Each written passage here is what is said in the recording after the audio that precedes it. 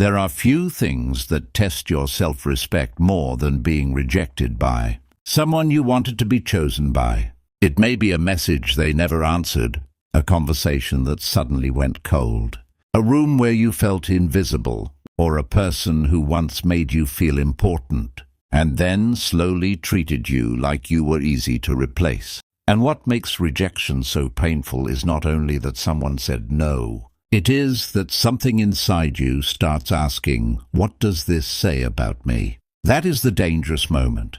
Because if you are not careful, rejection does not just hurt you. It starts directing you. It makes you chase explanations. It makes you check your phone. It makes you replay your words, your appearance, your mistakes, your timing. It turns one person's distance into a judgment on your entire worth.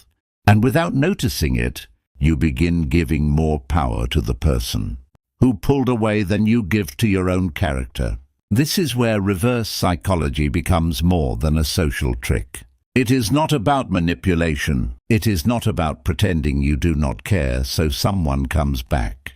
It is not about making them jealous, punishing them with silence, or becoming cold just because you were hurt. Real reverse psychology in the Stoic sense means doing the opposite of what wounded pride demands. Pain wants you to chase. You pause. Pain wants you to explain yourself. You become quiet. Pain wants you to prove your value to the person who refused to see it. You return to the work of becoming valuable in your own eyes. The Stoics understood something that modern life keeps forgetting. You do not control who accepts you, who chooses you, who notices you, or who walks away. But you do control whether their rejection becomes the master of your mind. Marcus Aurelius reminded himself again and again that the external world could touch the body. Reputation, position and circumstance, but the inner ruling faculty had to remain its own. In simple words, other people may decide not to value you, but they do not get to decide whether you abandon yourself. So these 10 lessons are not about revenge. They are about recovery of power.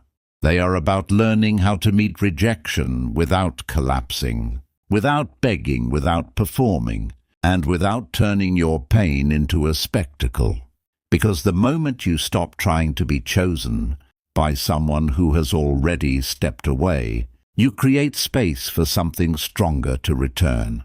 Dignity, clarity, discipline, and the quiet confidence of a person who no longer needs rejection to explain who they are. The first lesson is to ignore their indifference without losing your dignity. When someone ignores you, the first instinct is usually to close the gap.